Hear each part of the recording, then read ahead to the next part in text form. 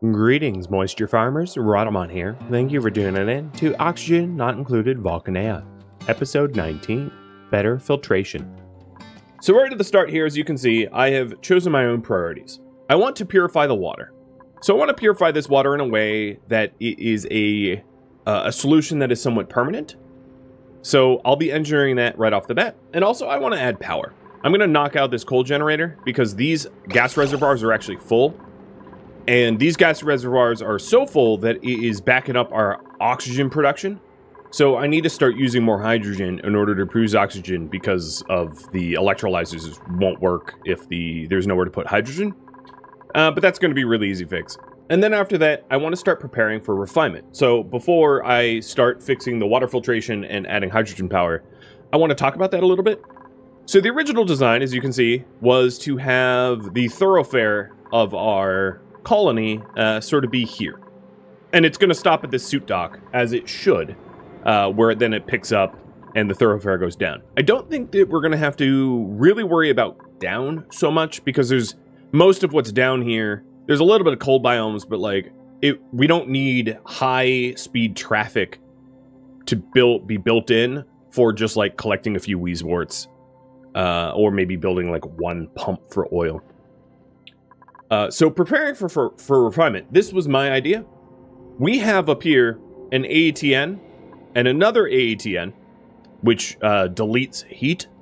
Because if we want to start refining things like coal to activated carbon for steel, and then metal into steel, lime and refined iron into steel, we're going to be producing a lot of heat in the kiln, in the metal refinery, possibly in the oil refinery and polymer press. And that kind of heat needs to be dealt with, because if you don't, it will cook your base and you will lose. You know, you'll stop being able to farm because of the heat. Your dupes are going to be miserable, etc., etc. So we have these two AATNs, which will be great at deleting heat. So once I manage to get a good water solution and use up some of the hydrogen producing extra power, I want to start to... sort of the idea is to have this thoroughfare go all the way up, which is going to be annoying because it has to go through a slime biome. So what I was thinking of is actually having this just... There's sort of two ideas. One is I could build a temporary suit dock to allow the dupes to cut through the oil biome, and then just like building blocks where the oil biome, the slime biome, to be able to go straight up. Because if we take a look, we have the gravitas building here, which is going to kind of be in our way if we want to get to space. The big picture that I sort of need to express is we want our duplicants to be able to move from this area to the surface quickly. Now, if I did do refinement using these two ATNs, so we have one here and one here, I'd ideally like the refinement to be done not in exosuits. That's the concept. So the thinking that I have, at least, is possibly putting transport tubes around this area to allow the duplicants to transport tube up, and then to put the oil refinery, the metal refinery, the kiln, that kind of stuff up here, close to the ATNs, where I can delete the heat that they generate using maybe just radiant pipes piping through the hydrogen, piping through the ATNs, so that all the heat, because the metal refinery produces a crazy amount of heat, as does the kiln, as does the oil refinery and polymer press. And then we also have a hydrogen geyser here if we need even more hydrogen to tap for these two potentially high power outputs. But yeah, so that's sort of the long-term goal of the stream, is to work out a way that we can refine materials and deal with the heat that the materials produce. Because one thing that we've done, as you can see here, some of the obsidian that we mined up, and yeah, probably obsidian and maybe a little bit of igneous, has like ended up in the storage boxes here, producing an incredible amount of heat that I'm going to need to deal with, because this bathroom is like sauna temperature. The easy way, of course, would just be get some Weezeworts and toss them in there, but we're going to want a better long-term solution. So that's the plan. So let's kick it off. Right at the start, I'm going to say, forget the coal. We have so much hydrogen, I am not worried about that. And we'll stick another hydrogen generator in here, meaning that we'll want to run this automation wire up. And then we'll also want to run the heavy watt cables. Other things that I'd want to do eventually is to work out cleaner power. Right now we have like these transformers kind of everywhere, and our power, our water, really all of our utilities is kind of a mess. So demessifying the utilities.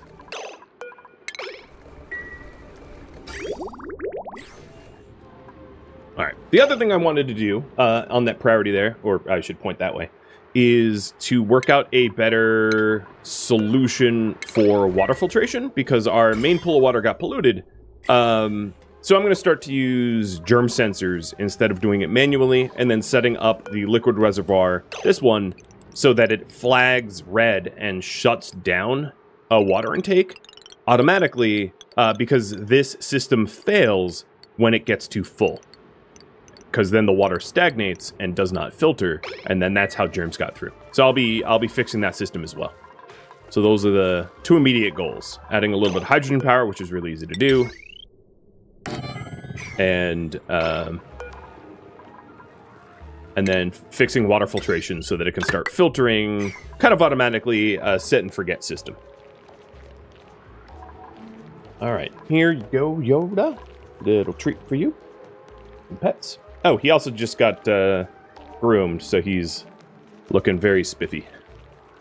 You haven't noticed already.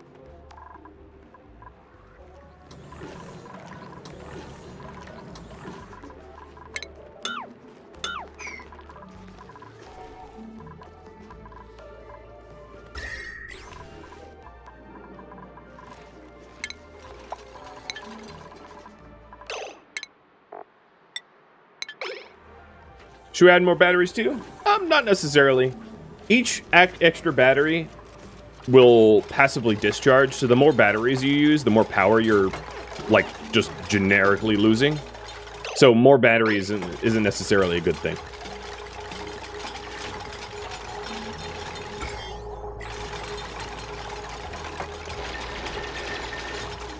And I believe that this is still the right size.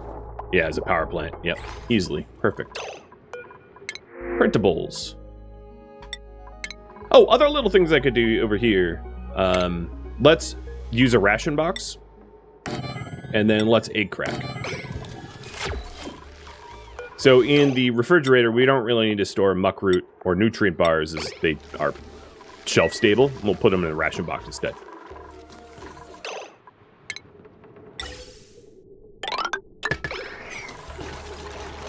Alright, so the automation wires is now hooked up to this hydrogen generator. And the heavy watt cable is hooked up to the hydrogen generator. So I have two hydrogen generators running, and I also have space for another Wheezewort if I need it. Welcome to the people that are first-time viewers. Pleasure to have you here. We also have a lot of Drekos that are sort of wandering around. So another thing that I could do is to start phase out the older Drekos, making like barbecue out of them, and then wrangling the younger ones and throwing them into the ranch, so that we don't have a sudden like elderly Dreko die-off, rendering our ranch empty out of nowhere. All right. So for water filtration, let's fix this. There's a lot of things I want to do. So one big thing I want to do here is to put my water... Whoa! Scorpio, thanks for all the gifted subs. Cheers.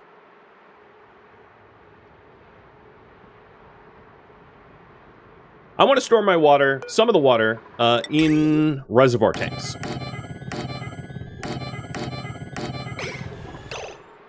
So I'll be setting that up.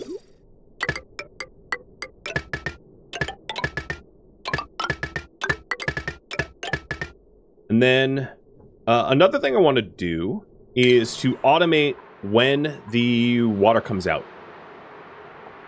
So one thing I could do is a liquid element sensor here to determine whether there's a water at a sufficient level.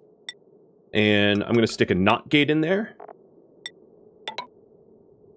And then I want an AND gate. I'll put that, I'll put it here. So we'll connect the two sensors, and I'll explain what this is for in just a second. But the concept behind this is so that the water is stored in the liquid reservoirs preferentially. That way, if I do have a germ spill, the water in the liquid reservoirs are still pure. They're not contaminated as a result. And then, at the end of this, I'll have the water dump into the pool from the last reservoir, but only when two conditions are met. When the signal switch... I'll put the signal switch here. When this signal switch here... Oh, no, that's an input. Let me fix this. When this signal switch here... Oh, no. This signal switch... Okay. Let me think of this. Water sensor... Oh, I don't need this at all. Whoops. I didn't mean to get rid of the AND gate. It would help if I didn't do that. Okay, I could put it over here. And once I'm done, like, tinkering with this, I'll explain the whole thing. So this will release water under two conditions. One, that the signal switch is on, and, because this is an AND gate, and water is not detected at this level. So the whole system is this is sort of like a water buffer, where I can store 5, 10, 15, 20, 25, 30 tons of water in the reservoirs, and then if the water level ever gets below this sensor, and also this switch is on the on state, this AND gate then will trigger and let more water dump into the pool. So that's the first step. The next step is automatic water sensoring. So I'm going to do that over here, meaning that I'm going to break down what is in here now, and then set this up to automatically germ sensor, and then loop things back when it's not censored correctly. So a lot of changes. All right, my hydrogen power is good. Yep, looks good. Awesome.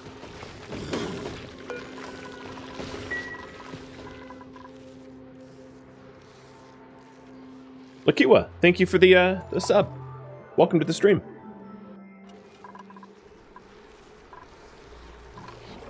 Alright, something else it looks like I need is a carbon skimmer here. That's kind of long overdue. Yeah, that's polluted water. Okay, so we'll put a carbon skimmer in here, which should help with the backup of carbon dioxide. And then another thing I could do is an airflow tile here to allow this carbon dioxide that's kind of stuck getting out. I don't want to put airflow tiles here because this is on the other side of the liquid lock. Are these logic gates? Yes. This is water sensor, not gate, and gate. And once it's all built, I can sort of walk you through how it'll operate.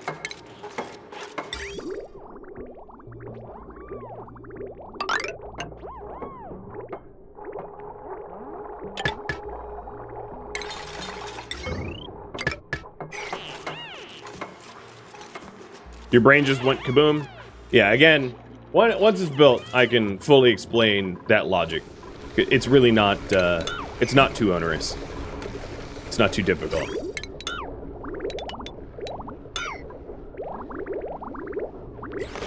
Actually, that liquid shutoff is fine.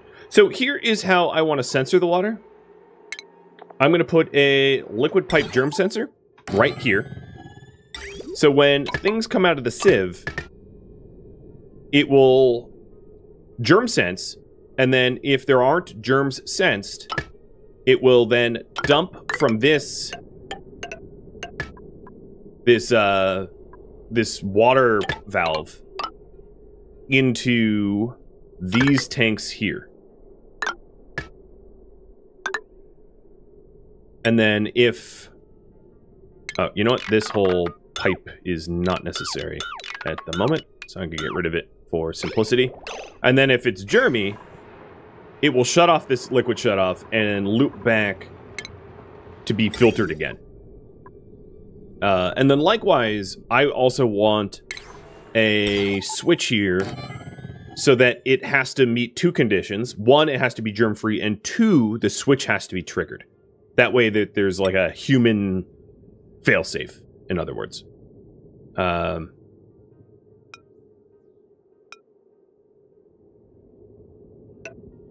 So here we go.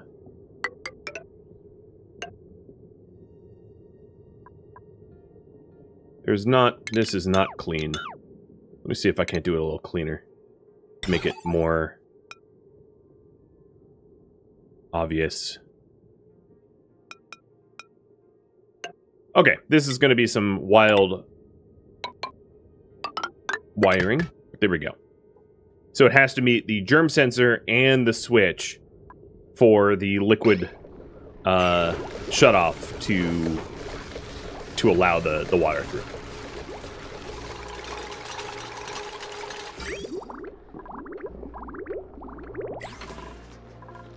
So we do have the hydrogen generator already, so let me get rid of that. I added power generation. So now I'm just working on purifying the water.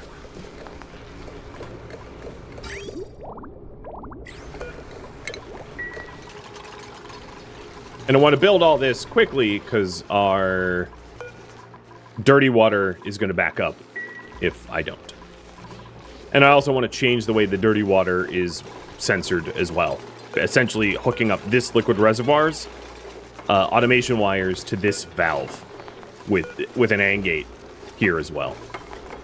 So that this can't ever fill up beyond 70%. Suppose I can just throw the AND gate in now. So I will use a cutoff.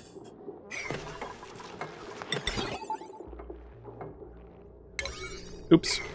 Meant to hit rotate.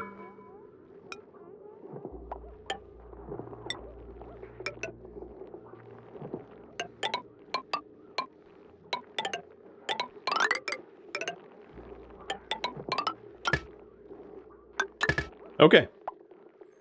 I will run you through how the whole thing works once it's done. But let's go ahead. This is kind of a higher priority. I'm going to hit this all at 7s. I think that will work. I think it should work.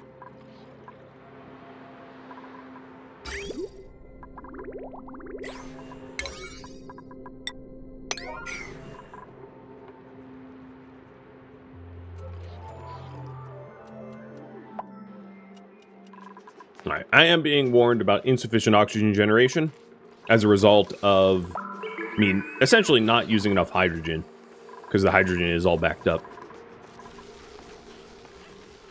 I'm not going to worry about that right now, though.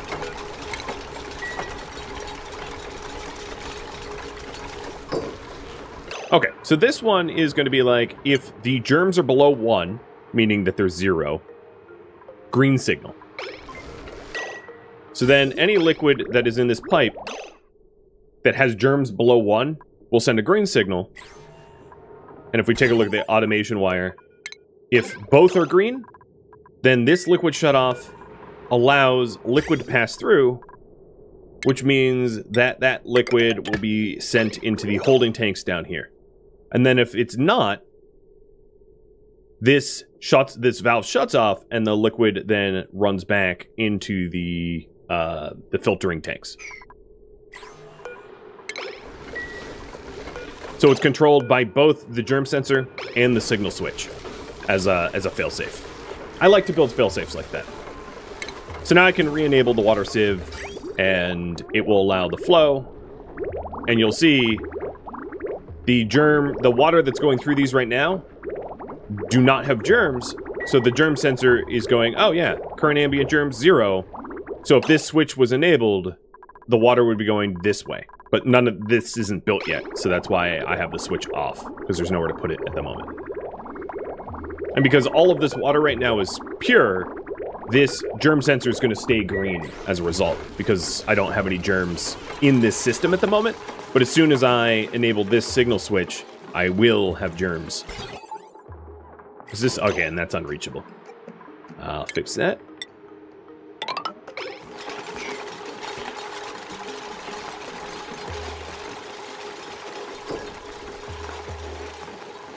Alright, in here we want nutrient bars and muckroot. Oh, and then let's crack some... No, there's no eggs I want to crack at the moment. Alright, the older Drecklets, especially ones that just had their scales sheared, can be filtered out. Like this one. This one's very old. 68 out of 150 cycles. They only live, you know, so long.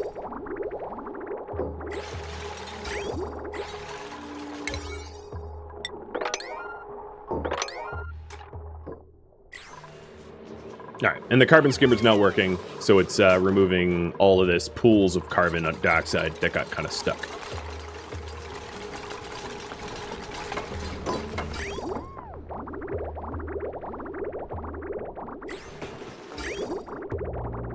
Alright, now the other thing here, this filter, so I'll explain this system right now. This sensor wants to detect water. So when it detects water, it sends a green signal, and I flip that green signal with a NOT gate and send it to the AND gate. So this is saying, essentially, if there's no water, send a green signal because of the NOT gate. The NOT gate just flips the signals from yes to no or no to yes. So the way this works is, if the water is below this sensor and this switch is green, let the flow control go. I'm going to flip this switch closed so that we're not going to release water until this entire pool is gone. Because I need to filter all of this germy water before I ever put new water in. Meaning mopping every last ounce. Nothing can remain. Alright. And then this little logic over here, this separate logic here is essentially when this tank is somewhere between 50 and 70% full, when it's above 70% full, stop taking water in, and when it's below 50% full, turn it back on. And then this is the override switch here. So now what I can do is pray that I set this up right, turn all the green lights on, and the way this is working is it's taking the polluted water, running through the system, testing it here. If it passes the test, it puts it into these reservoirs, and if it does not pass the test, it circles it back. So I actually have like a water filtration system. Yep, so here we go. Here is the water coming in has 10,000 germs, so it's kicking it back through the filter, meaning that only clean water ends up in these tanks. And I can actually see, you know, because I can click on the liquid reservoirs and see if there's germs. Because if there are germs, it will look something like this, right? Has food poisoning, has 45,000 germs of food poisoning, whereas this one has no germs. So that is the water filtration system, redesigned.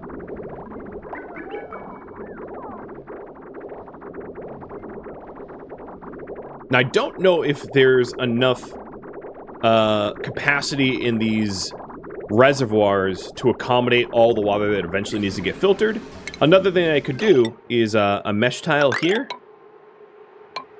because liquid won't be blocked by mesh tiles, and then setting up even more reservoirs on top, so that I have a huge bank of water stored.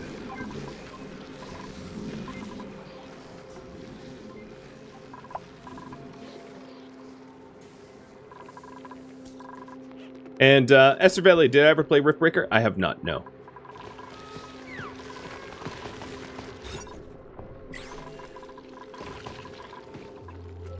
I own it, but have never played it on stream.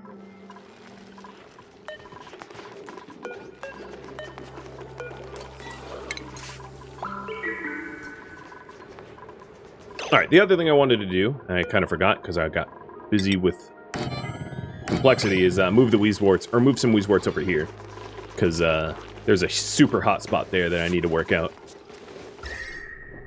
So here's the temperature of the base. as it is now. And this hotspot, it's not generating heat, because it was a one-time thing pulling in obsidian from the hot biomes down below.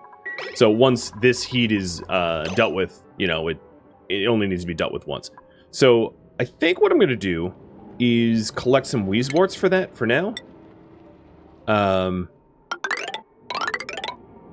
Drilling into this cold and digging up these Wheezeworts.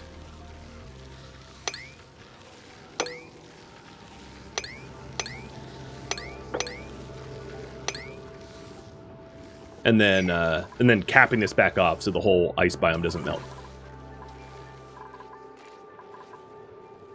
What's the end game of this? You blast off to deep space, is generally regarded as the end game.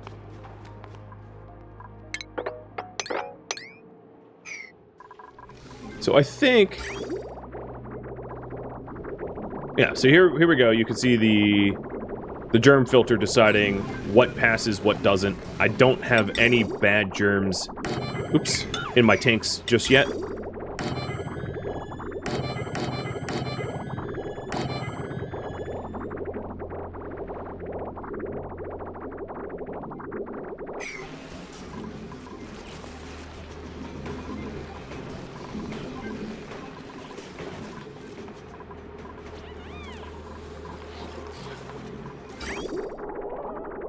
And the other thing I could do to speed up this process, once I have capacity to store the water, is have this pump actively straight to filtration, which I will eventually end up doing. Hey, Sodium. Thank you for the years of subs. Cheers.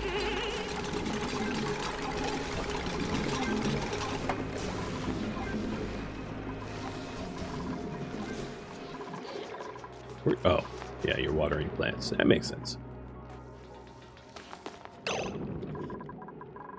Alright, it looks like we did crack into the natural gas. I'm not about to hit the I'm gonna leave the natural gas alone.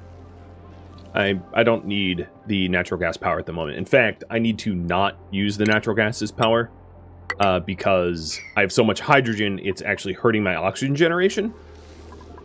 So, natural gas will wait.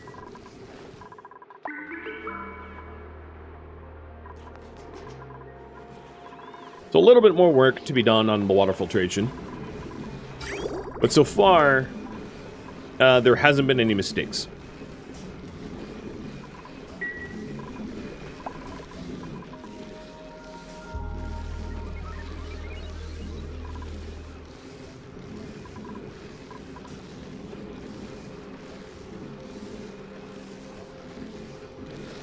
You can also build a monument, but that doesn't, like, win the game. It's an achievement, I guess, but, like, I don't think anyone really considers that as the win condition. It's just some other thing you can do.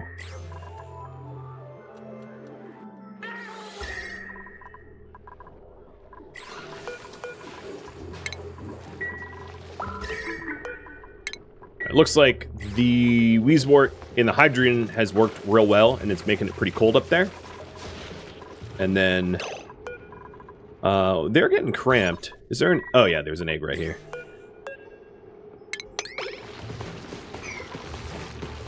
But I might want to call more of the Glossies, because I have hatched Glossies that are just kind of wandering around waiting to be wrangled.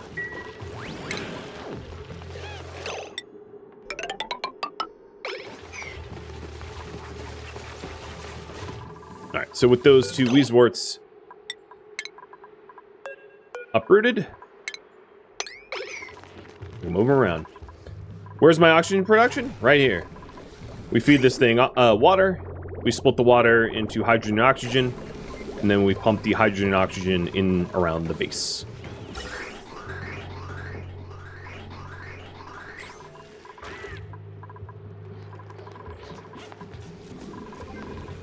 Alright, so once these tanks are done, I'll add a last tank here after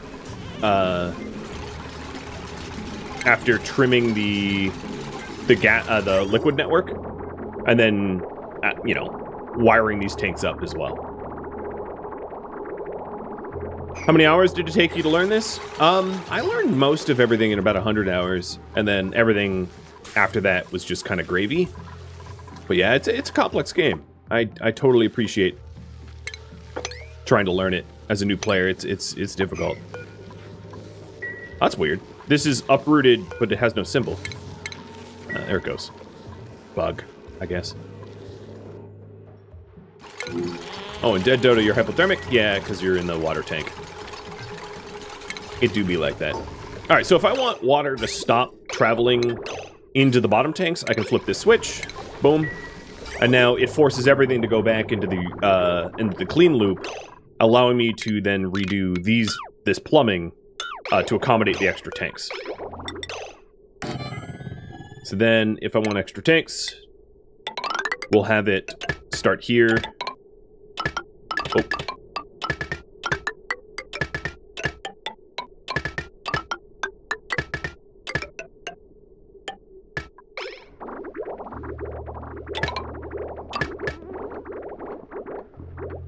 And then we've effectively added a lot more capacity into this loop. So I want the water refinement to be done sooner than later. So I'm going to have this as a high priority.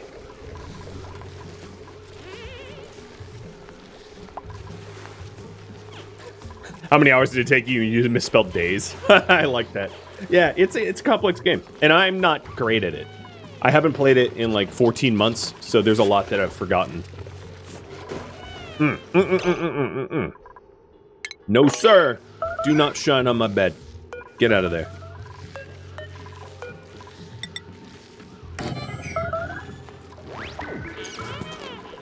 Sorry, bug.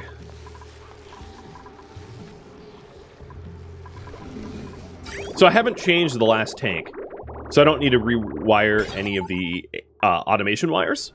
If you have any questions about the automation wires, I suppose now would be a good time to ask. Because once I finish hooking all this up, I'm going to move on to other projects.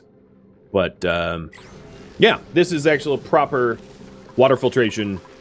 I'm curious if we'll get to see this reservoir overflow and then trigger a red signal once it hits the threshold. Oh, or, you know, alternatively, I could just lower the threshold to force it to go red. So there we go. I've lowered the threshold to 32% full, and it has thrown a red signal, not allowing any more liquid to be pulled in. So you can kind of see how it works. So I'll keep it somewhere between 70 and 80% full. Fat Thorn, thank you for the sub.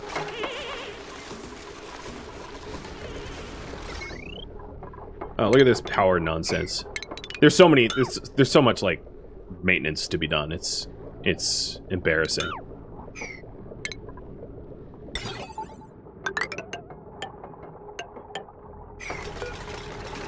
And that means the way I just set this up, I really don't need a holding pool anymore. The good thing about this setup here is I don't need to pump the water twice. Because if I put it all here, I would then eventually need to pump all this water back into here. But now this water is stored, and it has the potential to just be released in any direction, right? Because it's in these tanks, and I don't have to pump anything. And these tanks, you know, are clean and can't be ruined. Plus, the tanks are like, you can think of it as the tanks as like in back, so the tanks aren't actually blocking the water. It's just adding to the total volume, which is cool, I think. So it looks like all the plumbing is all set to be flicked back on.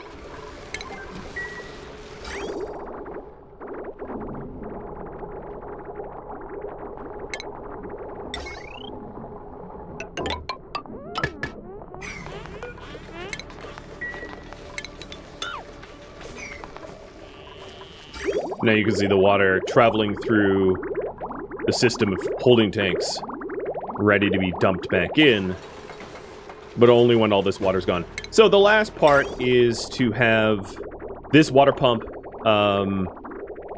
actively filter the water.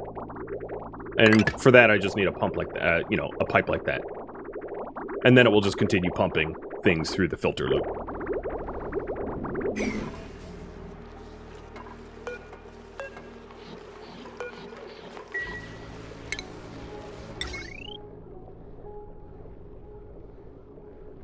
Yeah, this wiring sucks. I'm really going to need to rework it. There's a lot of stuff to rework. A lot of it was like ad hoc, temporary, and bad.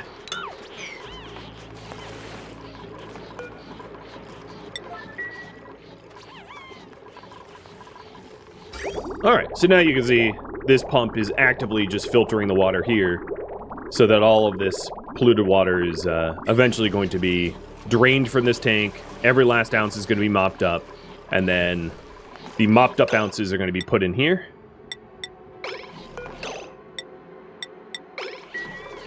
And then filtered. So this pump is part of the sewage line. Cool. So I believe we have done water filtration, right? And looking at these reservoirs, everything's clean. Because of the wonderful addition to the germ sensor. The reason the original design didn't have a germ sensor is I didn't have plastic for one. It took the Drecos to mutate in order to get plastics, because I'm not refining oil for it. But we've done that now, so we're all set.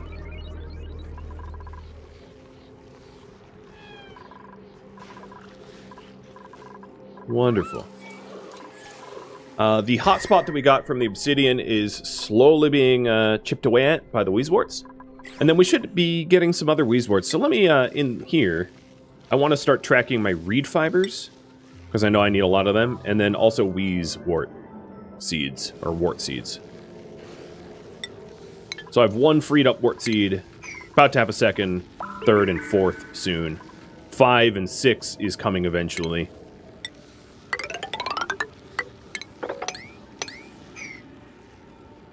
And then once we have all those wheezeworts, I'll just cap this back off to try to not destroy the biome as much. Why don't I dump clean water into the dirty water once the level is low enough? Because any clean water that I dump back in there will be reinfected with food poisoning germs. So I need the whole tank emptied out so that there's no more food poisoning germs left.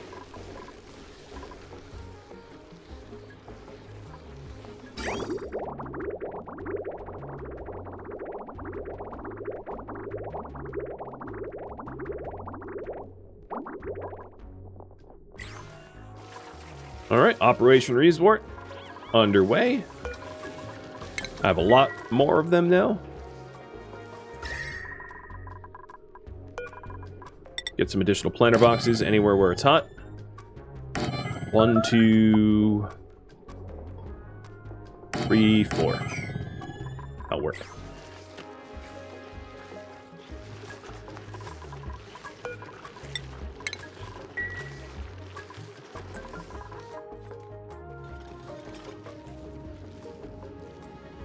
Oh, hello, little computer. Some database entries.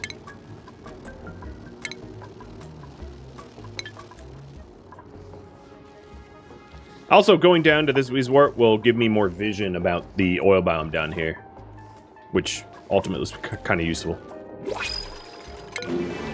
Printables. Yeah, all right, I'll take barbecue.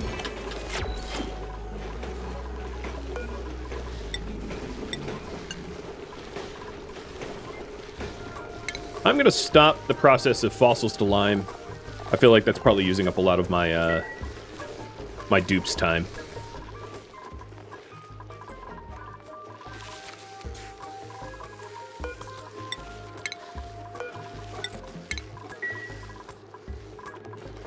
Yeah, I'm storing... Yeah, the heat came from storing super hot obsidian. I shouldn't have done that, but I don't think it will matter in the long run, because I have so many AATNs and hydrogen geysers that producing cold will be pretty easy. Alright, so the next project is prepare for refinement, and I'm going to have you viewers make some decisions. So here is some thoughts. There's kind of two ways for me to do it. Right now, I have a water lock separating out, you know, the stuff beyond from the base. So here's the water lock. So the idea that I had is sort of twofold.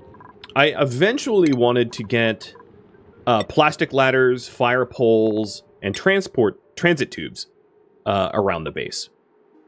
But I don't know where to put the the suit lock, or the suit dock for space. So there's sort of two ways to do it. I can put right maybe in this spot a suit dock, which has, at the end of the suit dock, it will have the way to go to space, you know, on the other side of the suit dock, kind of like this, right? Or alternatively, I could attempt to cut through everything sort of above this ladder point, making it safe, base safe, to enclose it within the colony. So that, and so the benefit of the suit dock here would be, as soon as I have a suit dock here and I hook it up with like enough ore scrubbers and sinks and stuff like that, I can start processing slime or cut through slime biomes or do whatever I want, right? So it's a little bit easier, but it also means that anyone going up to do refinement, if I have my refineries here, will need to be in an exosuit. So it has some detractors. And then the benefit of just having a ladder and fire pole go straight up, like almost to space, means that I won't need exosuits until I actually go into the vacuum of space. And at that point, I probably want jetpack suits anyway, not exosuits, so that I can fly around in space. But the penalty is, of course, I have to then deal with all of the ridiculous amounts of slime that is in my way, plus liquid and polluted water and stuff like that. Now that I have water filtration, maybe it's not so bad to deal with these liquids, but like I'm still gonna have to deal with them one way or another. So those are the two choices. How should I proceed with setting up refinement?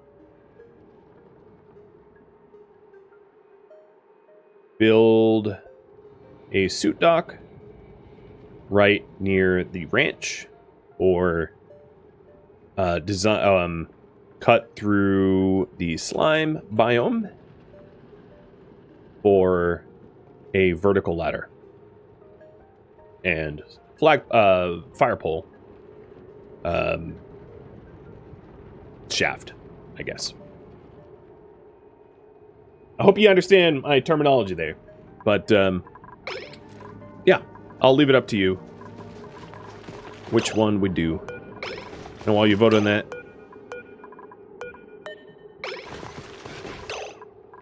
are we... Okay, we have some room.